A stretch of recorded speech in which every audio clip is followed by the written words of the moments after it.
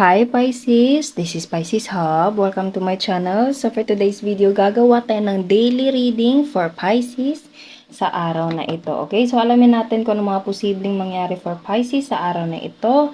Mga gabay mensahe ng ating tarot card and ang ating The Keeper, the fortune telling card for Pisces para sa araw na ito. Okay? Reminder lang po na ito ay general reading Pisces. So pwede pong mag-resonate, pwede pong hindi. Okay? And this is a timeless reading, so kahit anong araw, buwan o taon mo ito napanood, basta tugma po sa'yo, take lang. Okay, shuffle muna natin to. Pag hindi po tugma sa'yo, hindi po mag-resonate sa sitwasyon niyo po, huwag pong ipilit, okay? So, shuffle muna natin to and alamin natin kung ano mga posibleng mangyari for Pisces sa araw na napanood niya to.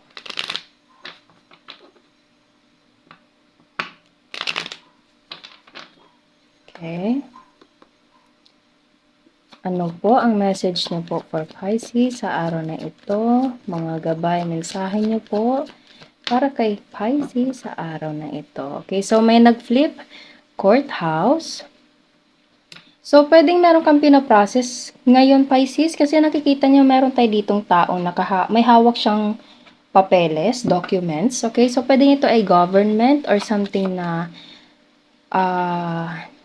ano ba, pag-uusap or decision making, pwede din pong ganun. Or something like, merong result, okay? Or meron kang hinihintay na outcome, okay?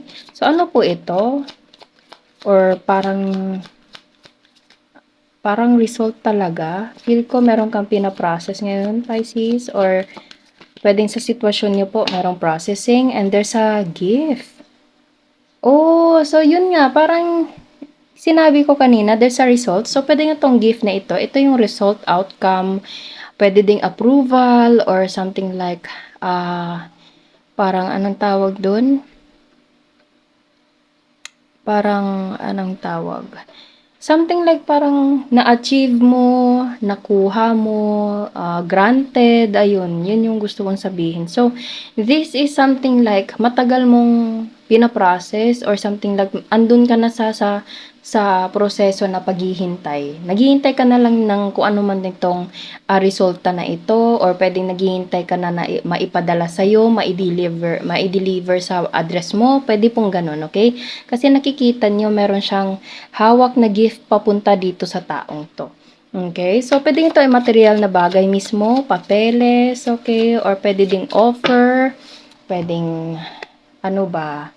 Oh, wow! Kasal. So, pwedeng itong pagpaprocess na ito, Pisces, ay merong connection sa kasal, getting married, okay? Pwedeng kakasal kayo sa parang civil, okay? Or meron na kayong, naano ko yung word na senomar, okay? Pwede pong ganun. Okay, basta merong connection sa love, pwedeng ito ay merong connection lalo na sa marriage, okay? Or pwedeng, ano ba, documents na merong connection sa love. Pwedeng pupunta kayo doon para doon kayo ikasal. Pwedeng ganun. Kahit ano po, basta merong connection sa love and processing, waiting for something. Okay? Parang ganun po. So, ano pa? Ano po ito? Ayun, message of concern. Ito yung hinihintay mo, Pisces. Hinihintay mo talaga siya.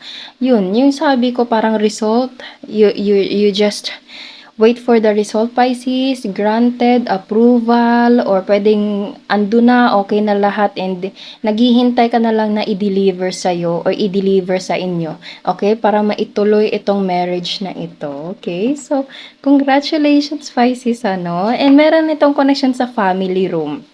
Yun. Family room, family and marriage. So, obviously, kung ano man ito, meron itong connection lalo na sa kasal or something na kung hindi pa naman kasal, parang magsasama sa isang bubong and kailangan, meron kayong ginagawang proseso para magsama dito sa family room na ito, okay? So, obviously, you're with someone right now na meron kayong pinaprocess together.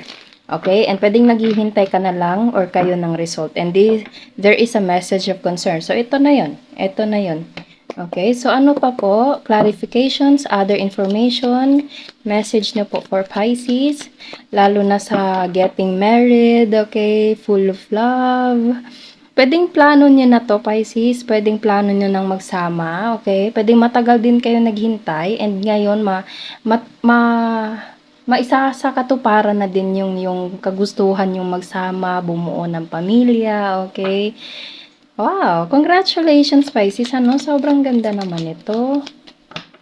Ano pa po ang message na po for Pisces regarding with this full of love right here? Ano po ito?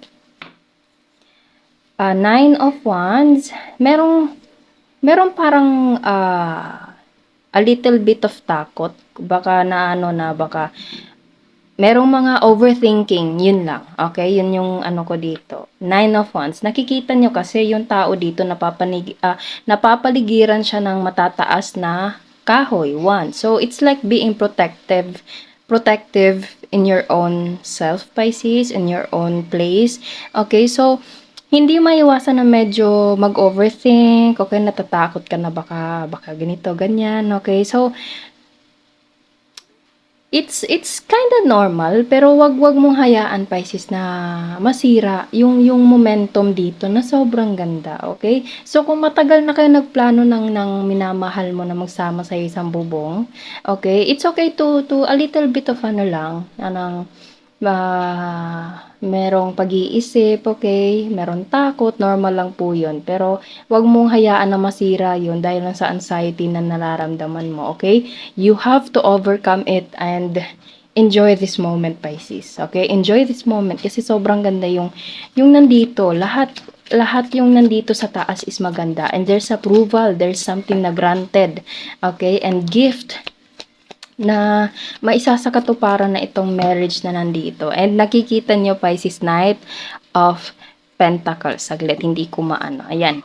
So, nakikita nyo, itong Knight na to, meron siyang dalang coin and almost the same as dito. Okay, so, matagal kayo naghintay. This process right here, itong pagproprocess na ito, Pisces, is medyo kumain ng oras, pero matutuloy at matutuloy siya. Feel ko matutuloy siya, Pisces, okay?